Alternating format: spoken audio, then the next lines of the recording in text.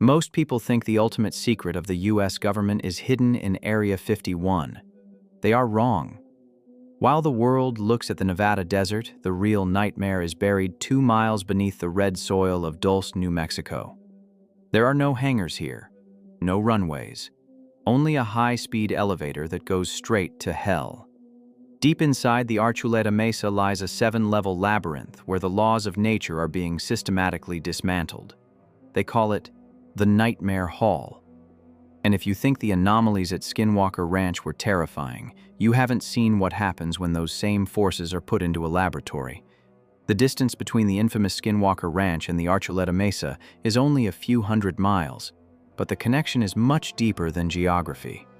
While we've documented the invisible predators and the 1.6 gigahertz signal in Utah point to previous video, many insiders believe that the ranch is merely the testing ground, an open-air laboratory. But Dulce? Dulce is the factory.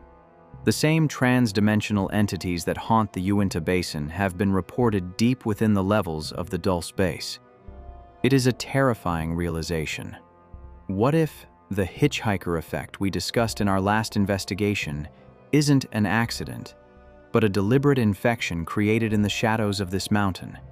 It started with the blood.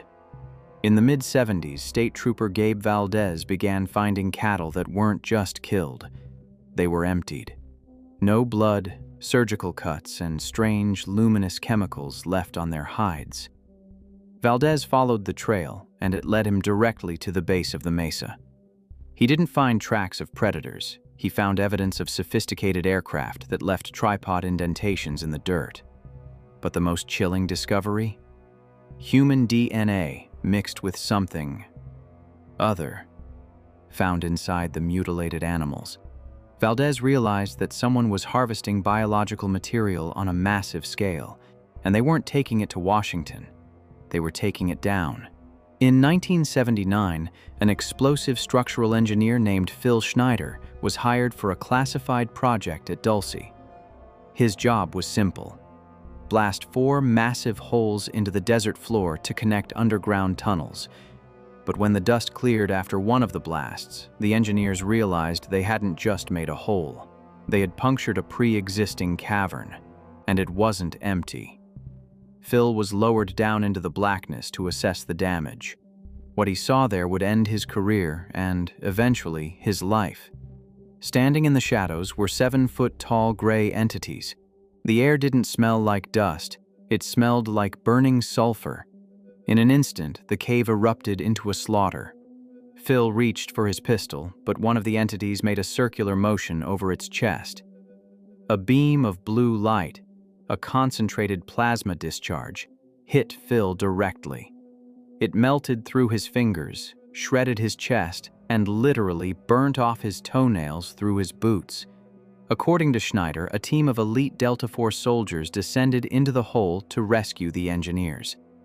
A subterranean firefight broke out. Human ballistics against extraterrestrial energy weapons. 66 people died that day. Phil was one of only 3 survivors. He claimed the government didn't just cover up the battle, they signed a treaty with the very things that had just slaughtered their best men. Here is where the connection to our previous investigation gets chilling. Phil Schneider claimed that the entities in Dulce used a technology that warped the perception of everyone around them, the same psychological manipulation reported by agents at Skinwalker Ranch.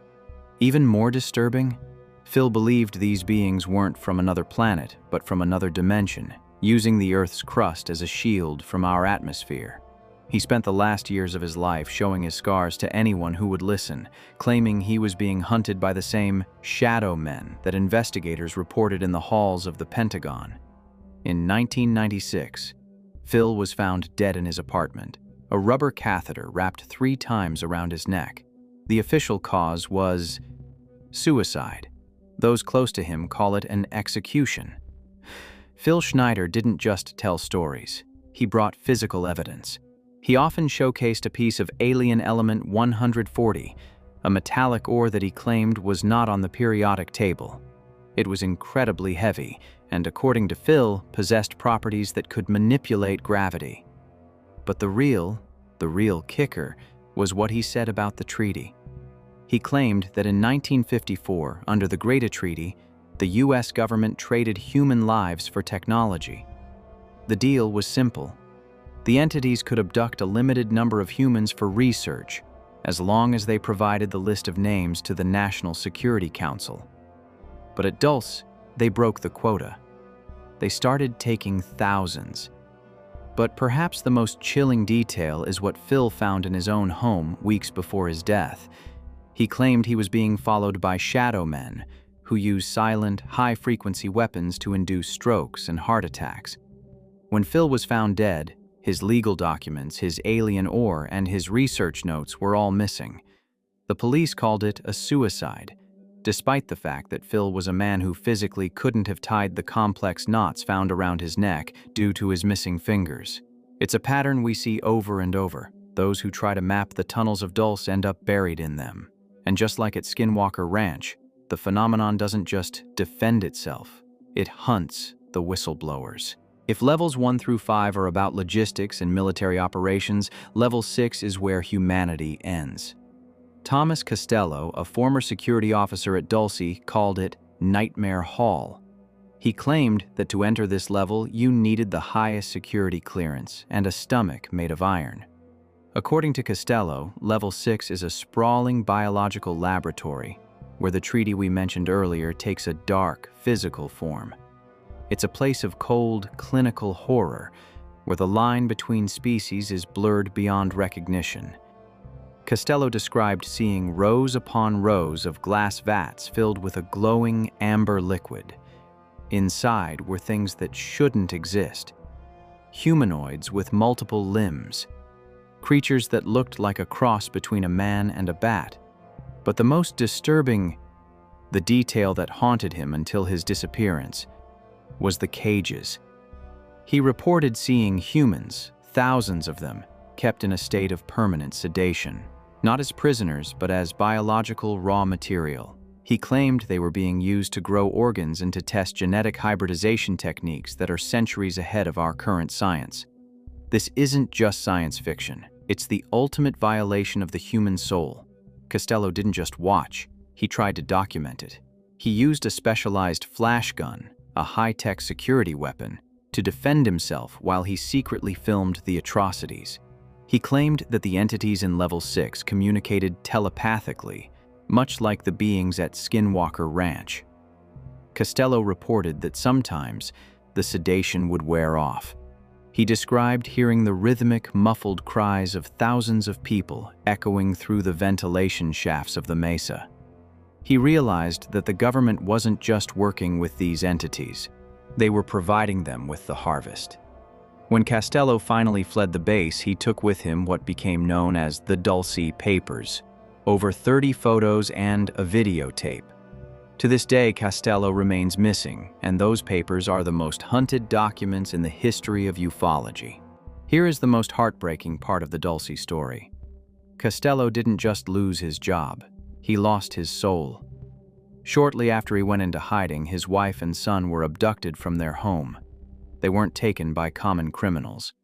Witnesses reported seeing black, unmarked vans and men in dark suits, the same shadow men we've seen linked to the Pentagon and Skinwalker Ranch. Costello was given an ultimatum: return the documents or never see his family again. He refused, believing that the truth was more important than even his own blood. He spent the rest of his life as a ghost, moving from city to city, always one step ahead of the teams sent to silence him. To this day, the fate of his family remains one of the darkest mysteries in the history of whistleblowing. There are several themings that suggest Costello was telling the truth. First, the flash gun. He described a weapon that used high-frequency light to paralyze the central nervous system, a technology that didn't officially exist in 1979. Second, the Dulce video. Those who claim to have seen the original tape describe a 2-minute clip showing a hallway in Level 6 where you can clearly hear the mechanical hum of the base mixed with human screams. But perhaps the most disturbing detail? Costello claimed that the base had a soul tracking system. He believed that the entities could track a person's unique electromagnetic signature across the globe. It explains why no matter where he hid, they found him. Thomas Costello hasn't been seen since the late 90s. Some say he's dead. Others believe he is still out there, guarding the final set of photos that could destroy the secret government forever. After everything we've uncovered, we have to face the ultimate question. Is Dulce Base a physical reality, or is it the most sophisticated psychological operation in human history? Some analysts believe that stories like Nightmare Hall were deliberately leaked by the CIA to hide something even more classified. If you convince the world there are aliens in the basement, no one will look for the experimental nuclear tech or the illegal chemical weapons you're actually building. We are walking through a hall of mirrors where the truth is guarded by a phalanx of lies. But then we look back at Skinwalker Ranch. We see the same 1.6 gigahertz signal. We see the same shadow men. We see the same biological damage to those who get too close. This isn't just a local myth in New Mexico. It's a global pattern. Whether it's a base under a mountain or a tear in the fabric of a ranch in Utah, the source is identical. An intelligence that operates outside our laws of physics, treating our planet as a petri dish. The government didn't sign a treaty because they wanted to.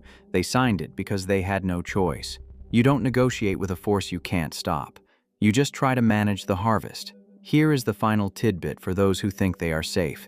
Many former employees of the base claim that the Nightmare Hall has expanded. It's no longer confined to level 6. They believe the base is connected to a global network of tunnels that reach under every major city in America. And the most disturbing detail? The shadow men aren't just guards. They are scouts. They are already among us, using the frequency manipulation we saw at the ranch to stay invisible in plain sight. Thomas Costello's last message was a warning. They don't need to invade. They are already here. The question isn't whether Dulce Base exists. The question is, how many levels are already beneath your feet? The deeper we go, the more questions we find. If you're not afraid to look for the answers, you're in the right place. Like this video if it made you think, and subscribe to make sure you don't miss what's coming next. The journey into the unknown is just beginning. Check out the videos on your screen to keep exploring, and as always, thanks for watching. Stay curious. I'll see you in the next one.